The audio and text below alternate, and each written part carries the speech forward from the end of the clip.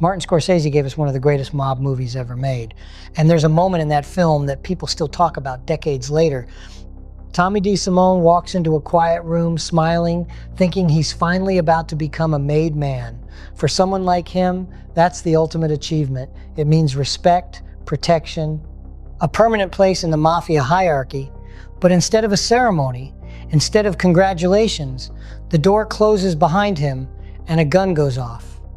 One bullet to the back of the head. Just like that, he's gone. It's one of the most shocking moments in Goodfellas. But here's the strange part. That scene, while unforgettable, is only a fraction of the real story, because Tommy DeSimone wasn't killed just because he helped murder Billy Batts. That's the explanation the movie gives you. The real story is far darker and far more complicated. It involves a future mob boss named John Gotti, a vendetta that simmered for years, a betrayal inside Tommy's own crew, and a chain of decisions that slowly sealed his fate long before he ever walked into that room. To understand what really happened, you have to start with the rules of the world Tommy lived in. The American Mafia had many rules. Some were flexible, some were ignored, but there was one rule that stood above almost everything else. You did not kill a made man without permission from the Commission. The Commission was essentially the governing council of organized crime in New York. It represented the 5 families: Gambino, Genovese, Lucchese, Colombo, and Bonanno. If someone with a button, a fully initiated mafia member, was going to be killed, the bosses had to approve it. Without that approval, the consequences were automatic. Anyone responsible for the killing would themselves be marked for death. There would be no sit-down, no negotiation, no apology. The punishment was final. Billy Batts, whose real name was William Benfenna, was exactly the kind of person protected by that rule. He was a made soldier in the Gambino crime family, and when he got out of prison after serving a long sentence, he returned to the streets expecting respect. But one night in a bar in Queens, he ran into 3 men: Henry Hill, Jimmy Burke, and Tommy DeSimone. That night started like many others: drinks, conversations, wise guys joking around. But then Billy Batts made a mistake that would cost him his life. In front of everyone, he started teasing Tommy. At first, it sounded harmless, just a little ribbing. But then he brought up Tommy's past, reminding everyone how Tommy used to shine shoes for mobsters when he was younger. To an outsider, it might sound like a small insult, but in that world, humiliation could be deadly. Tommy DeSimone was known for having a violent temper and a fragile ego. Being mocked in front of other wise guys was something he simply could not tolerate. What happened next was brutal. Inside that bar, Tommy, Jimmy, and Henry attacked Billy Batts and beat him nearly to death. But they weren't finished. They loaded him into a car and drove out to a secluded wooded area. There, they finished the job and buried his body. For Tommy and the others, the problem seemed solved. The man who insulted them was gone, but they had made one catastrophic mistake. They had just killed a made member of the Gambino family without permission. And that kind of violation doesn't just disappear. The problem for the Gambinos was that Billy Batts didn't just die, he vanished. Nobody knew who had done it. For years, the Gambino family suspected something was wrong, but they had no proof. This is one of the details Goodfellas leaves out. The movie makes it look like the Gambinos quickly discovered the truth and took revenge. In reality, the secret stayed buried for years. Tommy, Jimmy, and Henry kept quiet. The Lucchese crew they operated under, led by Paul Vario, had no immediate reason to expose them. Without confirmation, the Gambinos couldn't act. So they waited. Not because they wanted to wait, but because they didn't have the evidence. But while that secret remained hidden, Tommy continued living the same violent life he always had. And the deeper he went into that world, the more enemies he made. Then, in 1974, something happened that would quietly change everything. 4 years after Billy Batts disappeared, Tommy killed another man. His name was Ronald Girothi, though most people knew him as Foxy. On paper, Foxy wasn't a major mafia figure. He wasn't a boss. He wasn't even a made member. But he had one connection that made his murder incredibly dangerous for Tommy. Foxy was close to John Gotti. At the time, Gotti wasn't yet the famous boss he would eventually become, but he was already climbing the ranks inside the Gambino family. He ran with the Bergen crew in Queens and had a growing reputation as someone who was ambitious, fearless, and extremely loyal to his people.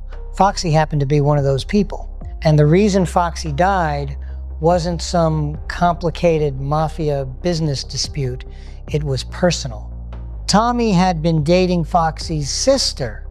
When the relationship ended badly, Tommy reportedly beat her.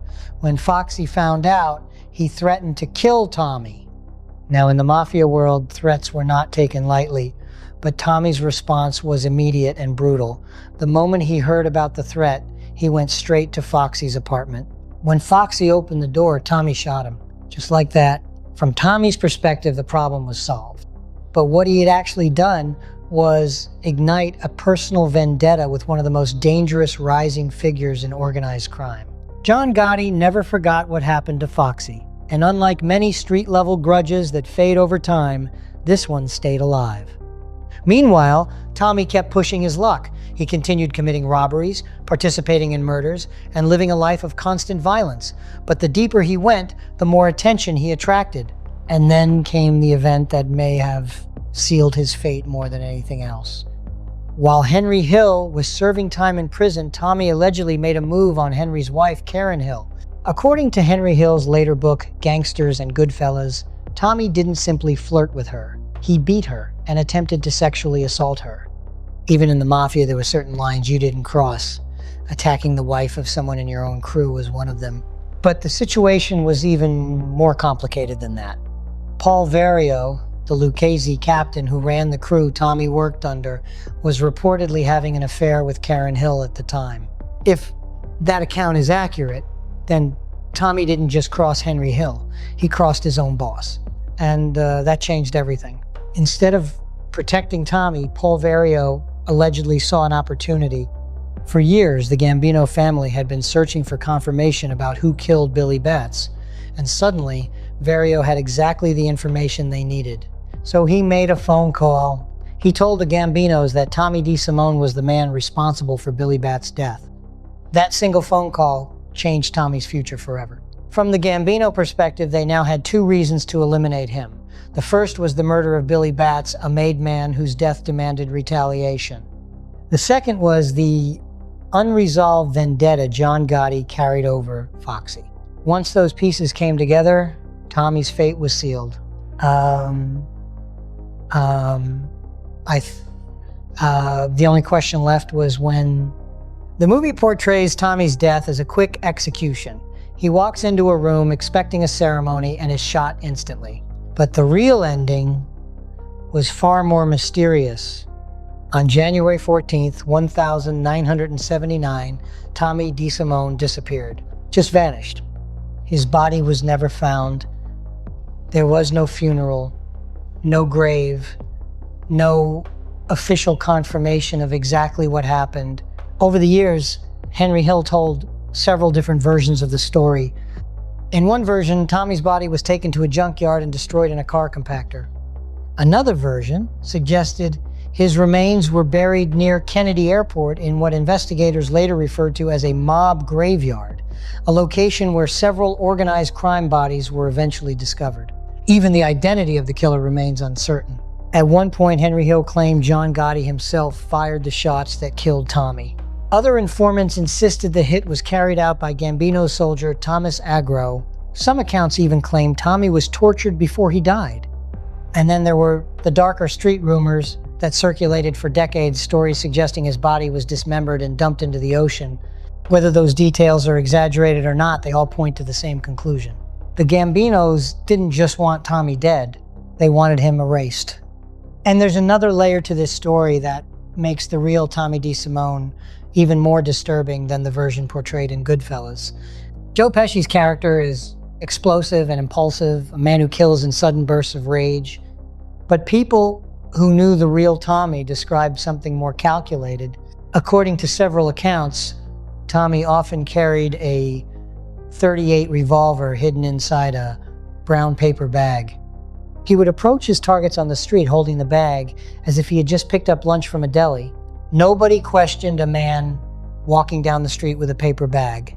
And by the time anyone realized what was happening, Tommy had already pulled the trigger. That kind of method isn't impulsive. It's deliberate. Henry Hill later described Tommy as someone who genuinely enjoyed killing. Not in the dramatic Hollywood sense, where violence comes from sudden anger. Tommy treated murder almost like a craft. Afterward, he would talk about his killings casually, even proudly, as if he were describing a well-executed job. And there was one more factor that made Tommy even more vulnerable. Two of his brothers were connected to the Gambino family. One of them, Anthony DeSimone, had become a government informant. He was secretly cooperating with law enforcement and providing information about organized crime activities. In the mafia world, betrayal by one family member could stain the entire bloodline. If one relative became an informant, everyone carrying that name became suspicious. Anthony DeSimone was murdered in 1979 by Gambino associate Thomas Agro, the same year Tommy disappeared. By that point, the DeSimone name itself had become a liability.